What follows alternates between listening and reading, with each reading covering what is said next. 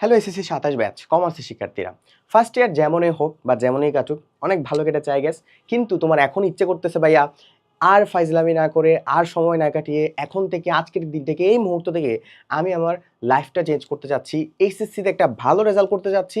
Plus আপনার মতন ঢাকা বিশ্ববিদ্যালয়ে চান্স পেতে চাচ্ছি এবং বাংলাদেশের অসংখ্য পাবলিক বিশ্ববিদ্যালয়ে আমার একটা যেন সিট থাকে, সেটার জন্য আমি পড়াশোনা করতে চাচ্ছি। কি করতে হবে? দেখো, কামব্যাক সবসময় এখন থেকেই শুরু হয়। তুমি ফার্স্ট ইয়ারে কি করেছো? ফার্স্ট ইয়ারে তুমি তোমার টপিক ক্লিয়ার করো নাই, তোমার সাবজেক্টের সিলেবাস ক্লিয়ার করো নাই, তোমার ফার্স্ট ইয়ারে ফার্স্ট পেপার ক্লিয়ার করতে পারো নাই, তা সেকেন্ড ইয়ার তো দূরের কথা, প্লাস হচ্ছে তোমার সব কিছু ট্র্যাক রাখতে পারো নাই, বোর্ড কোশ্চেনে কখনো টাচ করো নাই। তো এই সকল প্রবলেমগুলোর কারণে তুমি আসলে আলটিমেটলি ফার্স্ট ইয়ারটা নষ্ট করেছো। এই ফার্স্ট ইয়ারটা নষ্ট করার কারণে তুমি যদি এখন থেকে যদি শুরু করো, তাহলে কিভাবে কি করবা? দেখো, ফার্স্ট অফ অল হচ্ছে আমাদের বুঝতে হবে যে আমার সিলেবাসটা কি। আমার সিলেবাস না বুঝে যদি আমি প্রিপারেশন শুরু করি তাহলে কিন্তু হবে না। এরপর বুঝতে হবে যে আমার একটা চ্যাপ্টারে কোন কোন টপিকগুলো বেশি ইম্পর্টেন্ট। আমার কি সব টপিক ফোকাস করতে হবে? আমার কি সব টাইপের ম্যাথ করতে হবে? অ্যাকাউন্টিংয়ের ফার্স্ট পেপারে কি সব টপিকগুলো ইম্পর্টেন্ট, নাকি এই কিছু কিছু টাইপ করলে আমার বোর্ড কোশ্চেনগুলো হয়ে যাবে? এই বিষয়গুলো বুঝতে হবে। প্রতিনিয়ত আমি কনসিস্টেন্সি মেনটেন করে পড়াশোনা করতে পারতেছি, এই বিষয়গুলো বুঝতে হবে। আমি কি শুধু ঘন্টার পর ঘন্টা পড়াশোনা করেই যাচ্ছি কিন্তু আলটিমেটলি কোনো আউটপুট জেনারেট করতে পারতেছি না? তাহলে এই বিষয়গুলো যদি তোমার না বোঝা হয় তাহলে তোমার কখনো কামব্যাক আসবে না। সো কামব্যাক দেওয়ার জন্য তোমাকে এই বিষয়গুলো মাথায় রাখতে হবে। এখন আসো ভাইয়া, আমি আজকে থেকে একটা ভালো ডিসিপ্লিন ওয়েতে আমি পড়াশোনা করতে চাচ্ছি, আমার কি করতে হবে?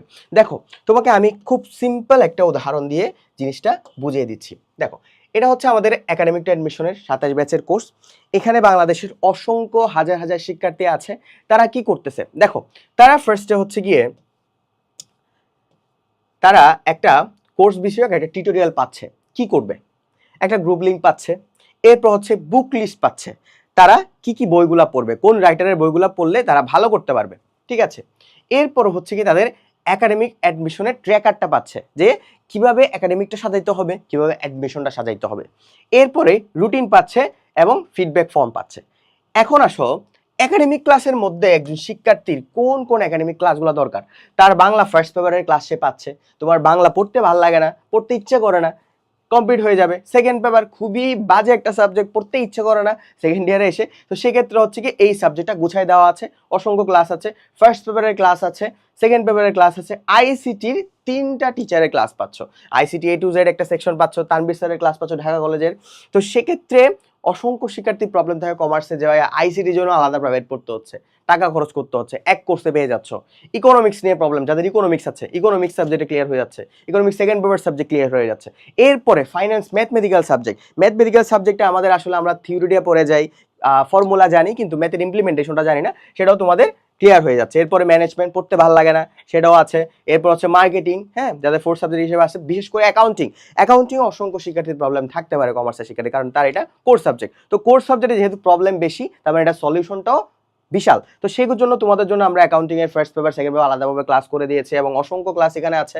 তোমাদের ঢাকা বিশ্ববিদ্যালয়ের খুব মেধাবী শিক্ষার্থীদের এখানে ক্লাস নেওয়া হয়েছে। প্লাস হচ্ছে তোমাদের যাদের স্ট্যাটিস্টিক্স প্রবলেম আছে, স্ট্যাটিস্টিক্স যদিও বাংলাদেশের খুব প্রচলিত না, মানে খুব কম স্টুডেন্টরা স্ট্যাটিস্টিক্স পড়ে, আর তার পাশাপাশি এখানে কোনো ভালো কোর্সও নাই বা ভালো কোনো তোমার কি মেটেরিয়ালসও নাই, সেক্ষেত্রে আমরা স্ট্যাটিস্টিক্স কোর্সটা গুছিয়ে দিয়েছি। আর যাদের কৃষি শিক্ষা নিয়েছিলাম, বিশেষ করে আমার মতো স্টুডেন্টরা কৃষি শিক্ষা নেয়, তা আমি ইচ্ছা করে কৃষি শিক্ষা নিয়েছিলাম যদিও, বাট ওটার ফলাফলটা আসলে খারাপ হয়েছিল। তো কৃষি শিক্ষা যারা নিয়েছো, বিশেষ করে অনেকে আছে যারা গ্রাম পর্যায়ের স্টুডেন্ট আছে, ওরা কৃষি শিক্ষা নাই, বাট আমি বলবো কৃষি শিক্ষাটা যদি এখনোই সুইচ করার সিস্টেম থাকতো, আমি বলতাম যে সুইচ করে ফেলো। হ্যাঁ, এরপর টেস্ট পেপার সলভিং আছে, তারপর হচ্ছে তোমাদের যাদের ম্যাথের প্রবলেম আছে, বিশেষ করে ফিনান্স আর হচ্ছে অ্যাকাউন্টিং, এই ম্যাথের সলভিং ক্লাসগুলো এখানে দেওয়া আছে। তার পাশাপাশি বোর্ডের কোশ্চেনের সলভিং আছে এবং টেস্ট পেপার সলভিং ক্লাস আছে। প্লাস ওই যে বলেছিলাম, নিজেকে প্রুভ করতে পারবা কিভাবে, এক্সাম দিয়ে। আর দাগানো বই আছে, এবং তোমার দাগানো বই দিয়ে কি আছে, দাগানো বই কোন লাইনটা ইম্পর্টেন্ট সেটা তুমি বুঝতে পারবে। সো তোমরা যারা 27 ব্যাচের স্টুডেন্ট আছো, তোমরা যদি এখনই যদি কামব্যাক দিতে চাও, তাহলে এই কোর্সটা তোমার জন্য পারফেক্ট হবে। সেই পর্যন্ত সবাই ভালো থাকবা। আসসালামু আলাইকুম।